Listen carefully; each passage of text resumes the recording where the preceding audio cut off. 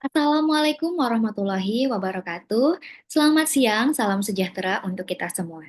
Perkenalkan, saya Farida Nur Anissa dari S1 PJJ Manajemen Universitas Cyber Asia. Pada mata kuliah Manajemen Keuangan Internasional kali ini, saya akan membahas beberapa pemaparan untuk ujian akhir semester ganjil tahun ajaran 2024-2025. Baik, kita mulai. Yang pertama, ada peranan manajemen keuangan internasional bagi perusahaan internasional. Manajemen keuangan internasional memainkan peran krusial dalam mengelola aspek keuangan perusahaan yang beroperasi lintas negara. Dalam era globalisasi ekonomi, perusahaan internasional menghadapi berbagai tantangan seperti fluktuasi nilai tukar, perbedaan regulasi keuangan, serta risiko politik dan ekonomi di negara tujuan investasi.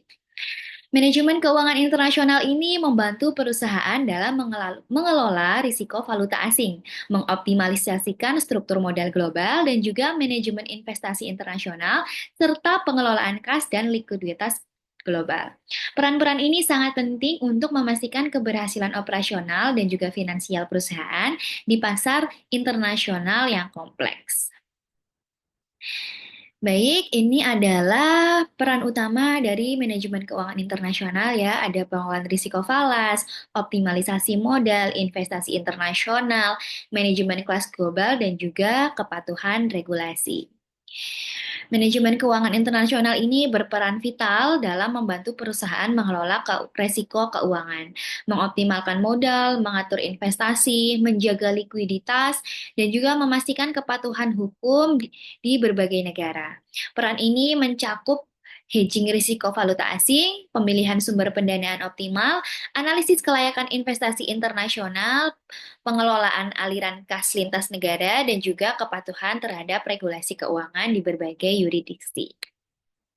Selanjutnya ada kontribusi perusahaan multinasional terhadap perekonomian di Indonesia. MNC atau perusahaan multinasional memainkan peran penting dalam berbagai sektor ekonomi di Indonesia, dari manufaktur hingga energi. Mereka berkontribusi melalui peningkatan investasi asing langsung, penciptaan lapangan kerja, dan juga transfer teknologi. Perusahaan seperti Toyota, Samsung, dan juga Unilever telah mendirikan pabrik di Indonesia, menciptakan rantai pasok dan ekosistem bisnis yang lebih luas. Kehadiran NNC ini juga dapat meningkatkan penerimaan pajak dan devisa negara, serta mendorong pertumbuhan industri lokal. Namun, tantangan seperti dominasi pasar dan praktik penghindaran pajak perlu dikelola dengan bijak untuk memastikan manfaat maksimal bagi pertumbuhan ekonomi nasional dan kesejahteraan masyarakat. Kemudian dampak positif dan juga tantangan dari perusahaan multinasional di Indonesia. Dampak positifnya itu ada penciptaan lapangan kerja, kemudian transfer teknologi dan pengetahuan, peningkatan penerimaan pajak, dan juga pertumbuhan industri lokal.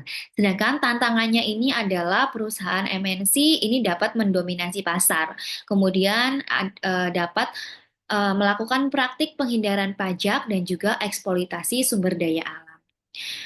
Nah, MNC seperti Shopee dan Grab telah menciptakan peluang kerja bagi ribuan orang. Perusahaan otomotif seperti Honda dan Mitsubishi tidak hanya membangun pabrik, tetapi juga melatih pekerja dalam teknik manufaktur modern.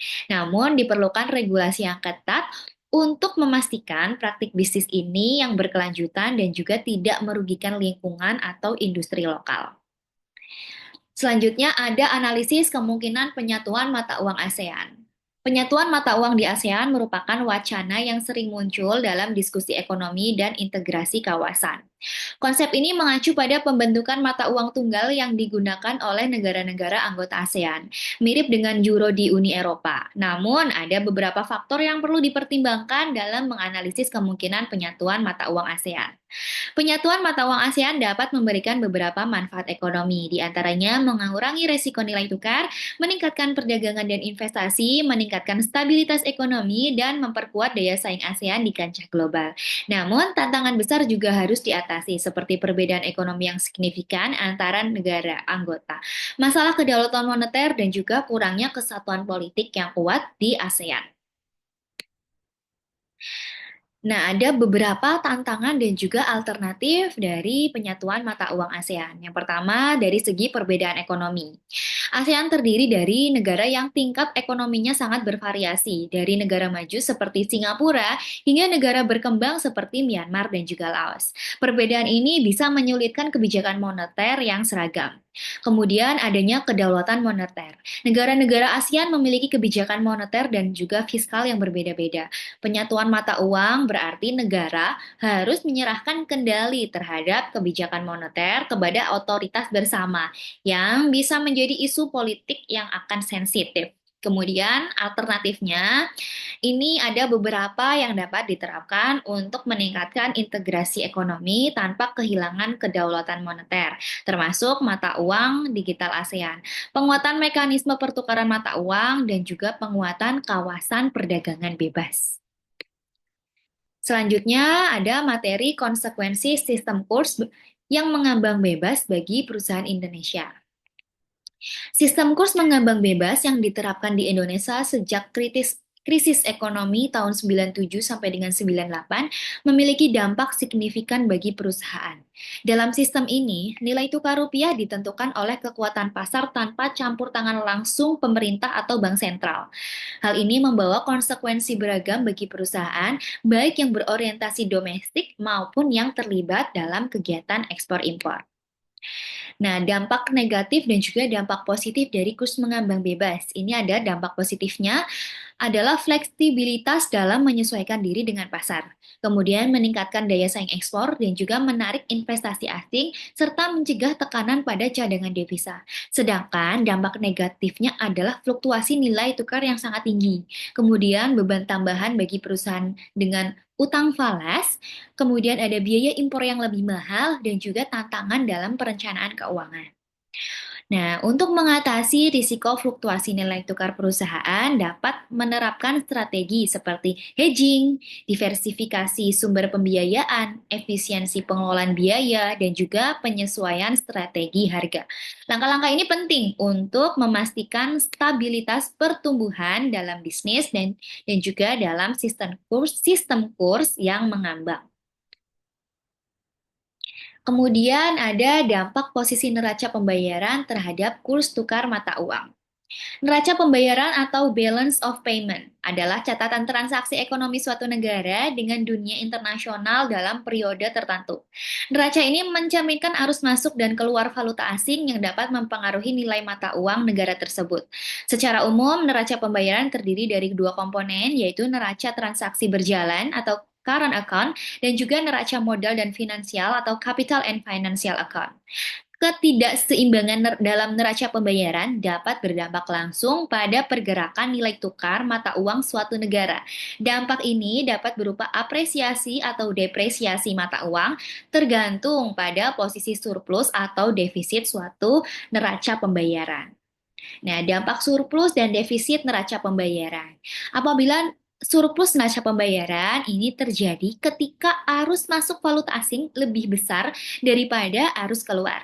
Ini dapat menyebabkan apresiasi mata uang domestik karena meningkatnya permintaan. Namun, apresiasi berlebihan dapat menurunkan daya saing ekspor dan mendorong impor. Kemudian, defisit neraca pembayaran. Defisit ini terjadi ketika arus keluar valuta asing lebih besar daripada arus masuk. Ini dapat menyebabkan depresi mata uang domestik. Meskipun dapat meningkatkan daya saing ekspor, depresiasi juga dapat meningkatkan inflasi dan beban utang ke luar negeri. Kemudian ada penerapan metode translasi dalam penyusunan laporan keuangan. Perusahaan multinasional atau MNC yang beroperasi di berbagai negara harus menyusun laporan keuangan yang dapat dikonsolidasikan dalam suatu mata uang pelaporan karena anak perusahaan MNC ini sering menggunakan mata uang lokal dalam operasionalnya. Diperlukan proses translasi mata uang agar laporan keuangan dapat dikonsolidasi dengan benar ke dalam mata uang induk perusahaan.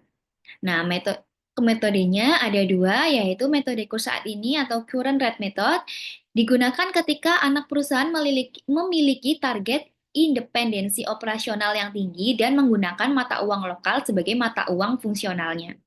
Sedangkan untuk metode kurs historis atau temporal method, Ini diterapkan ketika anak perusahaan sangat terintegrasi dengan induk perusahaan dan mata uang fungsionalnya adalah mata uang induk perusahaan.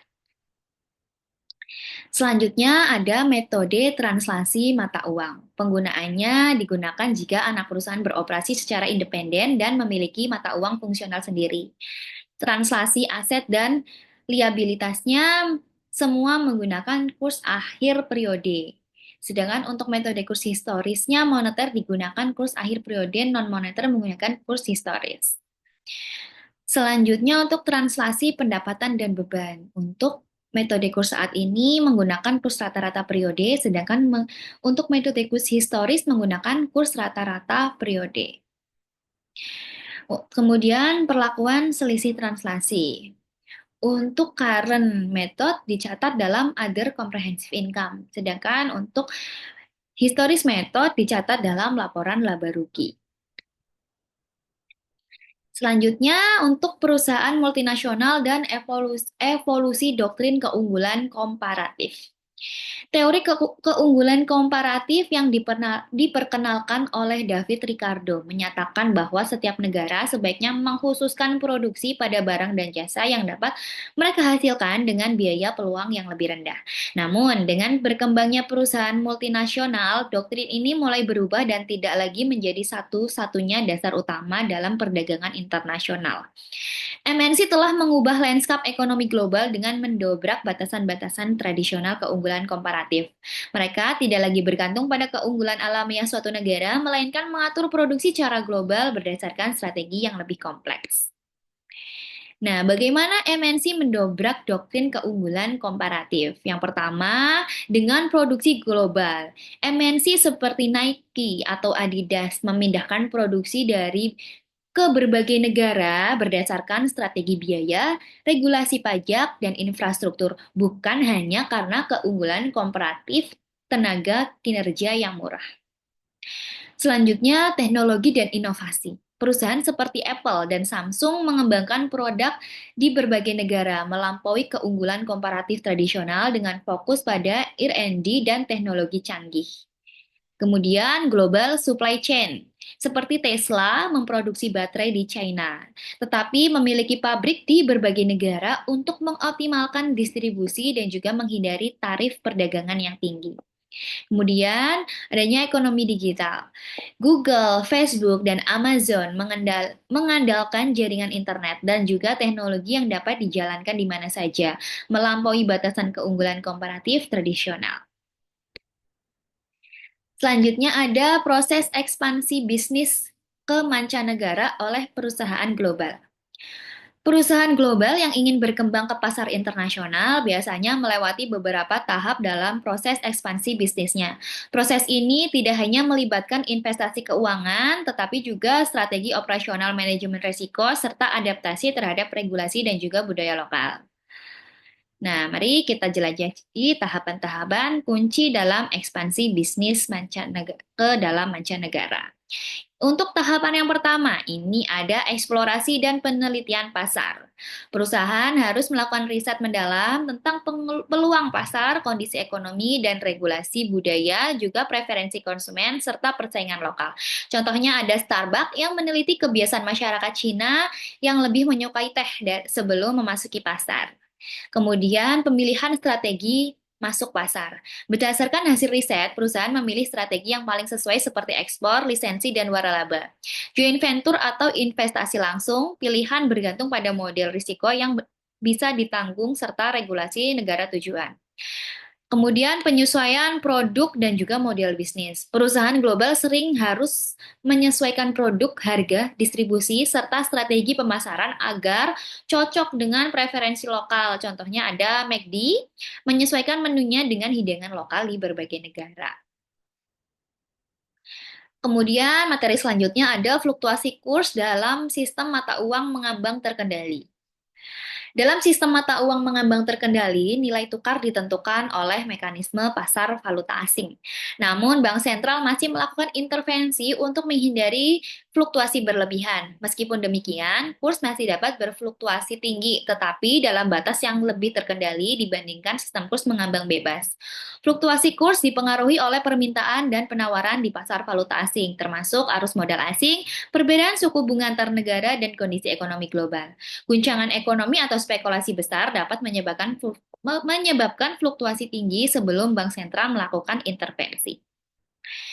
Nah, apa saja faktor-faktor yang mempengaruhi fluktuasi kurs? Dalam sistem mata uang mengambang terkendali, ada tiga faktor utama yang saling mempengaruhi dan menciptakan siklus pergerakan nilai tukar. Yang pertama ada kebijakan bank sentral. Intervensi melalui cadangan devisa dan suku bunga untuk mengendalikan nilai tukar. Kemudian krisis dan sentimen pasar. Faktor psikologis dan kekhawatiran investor mempengaruhi stabilitas nilai tukar. Kemudian ada aktivitas spekulasi. Transaksi falas besar-besaran oleh spekulan mempengaruhi fluktuasi. Ketiga faktor ini saling berinteraksi dan dapat saling memperkuat dampaknya terhadap fluktuasi nilai tukar. Bank sentral harus mempertimbangkan dinamika ini dalam mengambil kebijakan intervensi. Selanjutnya, kepentingan neraca pembayaran bagi manajer keuangan dan juga investor. Neraca pembayaran atau balance of payments adalah catatan sistemasi ekonomi suatu negara dengan dunia dalam periode tertentu. Nah, BOP ini terdiri dari neraca berjalan, neraca transaksi berjalan, neraca modal, neraca finansial yang mencerminkan kondisi ekonomi dan stabilitas suatu negara. Nah, ada faktor-faktor pentingnya. Yang pertama, nilai tukar mata uang. Pergerakan neraca pembayaran mempengaruhi fluktuasi nilai tukar mata uang yang berdampak langsung pada nilai aset dan kewajiban internasional. Kemudian, stabilitas ekonomi makro. Neraca pembayaran menjadi indikator penting kesehatan ekonomi nasional dan kepercayaan investor internasional. Kemudian ada arus modal dan investasi, mencerminkan pergerakan modal internasional dan menunjukkan peluang investasi lintas negara. Kemudian ada suku bunga, ini kondisi neraca pembayaran mempengaruhi kebijakan moneter dan tingkat suku bunga yang terdampak pada pendanaan. Manajer keuangan, perusahaan, dan investor sangat berkepentingan terhadap neraca pembayaran karena faktor-faktor di atas saling mempengaruhi dan berdampak pada keputusan investasi serta risiko keuangan. Kemudian ada pengaruh neraca pembayaran terhadap nilai tukar stabilitas ekonomi. Neraca pembayaran ini memiliki dampak berantai terhadap berbagai aspek ekonomi. Pengaruhnya ada pada perubahan neraca pembayaran itu sendiri, yaitu defisit atau surplus neraca pembayaran menjadi pemicu awal perubahan ekonomi. Kemudian dampak pada nilai tukar. Defisit neraca pembayaran tinggi dapat melemahkan mata uang dan meningkatkan biaya impor bahan baku. Kemudian, pengaruh terhadap stabilitas ekonomi. Neraca pembayaran yang stabil menunjukkan ekonomi yang kuat dengan risiko perubahan regulasi yang lebih rendah.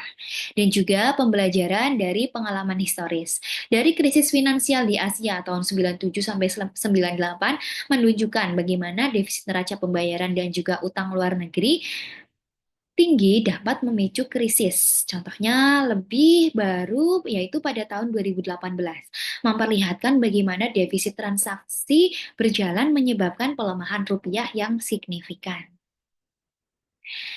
Demikian pemaparan yang dapat saya sampaikan. Mudah-mudahan dapat bermanfaat bagi kita semua. Terima kasih. Wassalamualaikum warahmatullahi wabarakatuh.